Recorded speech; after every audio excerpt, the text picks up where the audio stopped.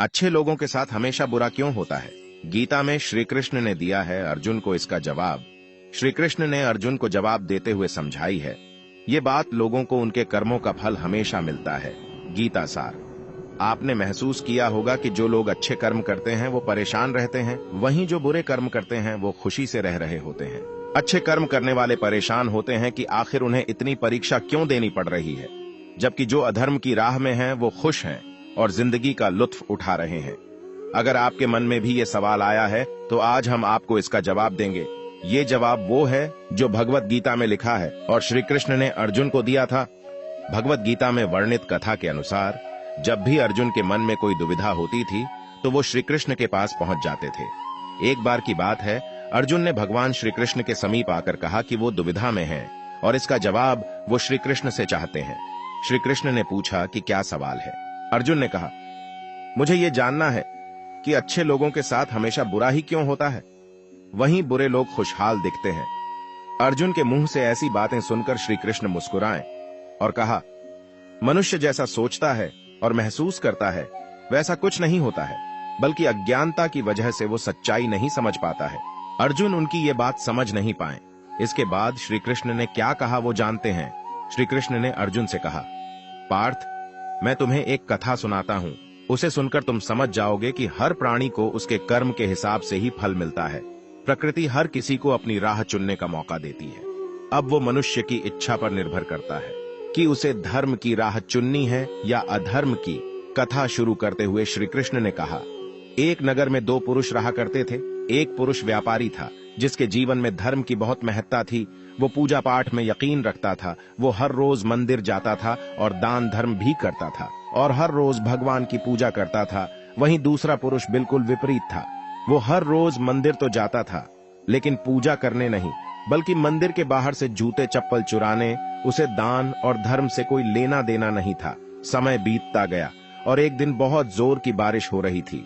इस वजह से मंदिर में पुजारी के अलावा कोई नहीं था। ये बात जब दूसरे पुरुष को पता चली तो उसने कहा कि ये सही मौका है मंदिर का धन चुराने का।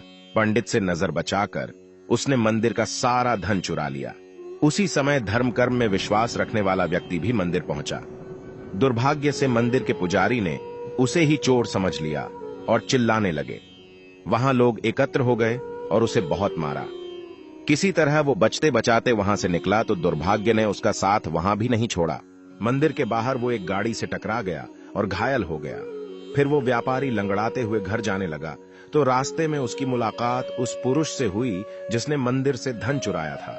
उसने कहा, आज तो मेरी किस्मत चमक गई, एक साथ इतना सारा धन मिल गया। ये सब देखकर उसे बहुत बुरा लगा और उसने अपने घर से भगवान की सारी तस्वीरें निकाल दी। कुछ सालों बाद दोनों पुरुषों की मृत्यु हो गई। मरने के बाद जब दोनों यमराज की सभा में पहुंचे और भले पुरुष ने दूसरे व्यक्ति को देखा तो उसे बहुत गुस्सा आया। उसने क्रोधित होकर यमराज से पूछ ही लिया, मैं तो हमेशा अच्छे कर्म करता था, दान में विश्वास रखता था, उसके बदले जीवन भर मुझे अपमान और दर्द ही मिला और इस व्यक्ति को नोटों से भरी पोटली। आखिर ऐसा भेदभाव क्यों? इस पर यमराज ने कहा, पुत्र, तुम गलत समझ रहे हो। जिस दिन तुम्हारी गाड़ी से टक्कर हुई थी वो दिन तुम्हारे जीवन का आखिरी दिन था, परंतु तुम्हारे अच्छे कर्मों की वजह से तुम्हारी मौत सिर्फ एक छोटी सी चोट में बदल गई। तुम इस दुष्ट व्यक्ति के बारे में जानना चाहते हो।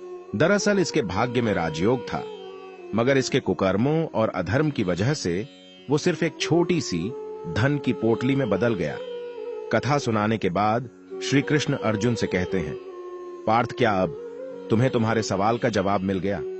ऐसा सोचना कि भगवान तुम्हारे कर्मों को नजरअंदाज कर रहे हैं, ये बिल्कुल भी सत्य नहीं है। भगवान हमें कब क्या किस रूप में दे रहा है मनुष्य को समझ में नहीं आता है, मगर आप अच्छे कर्म करते रहें तो भगवान की कृपा हमेशा बनी रहती है। इसलिए अपने अच्छे कर्मों को बदलना नहीं चाहिए, क्योंकि उसका फल हमें इसी जीवन में मिलता है। इसलिए मनुष्य का फर्ज है कि वो हमेशा अच्छे कर्म करते रहें, क्योंकि श्री कृष्ण ने गीता में भी बताया है कि किसी के द्वारा किया गया कर्म बेकार नहीं जाता है, चाहे वो अच्छा हो या बुरा।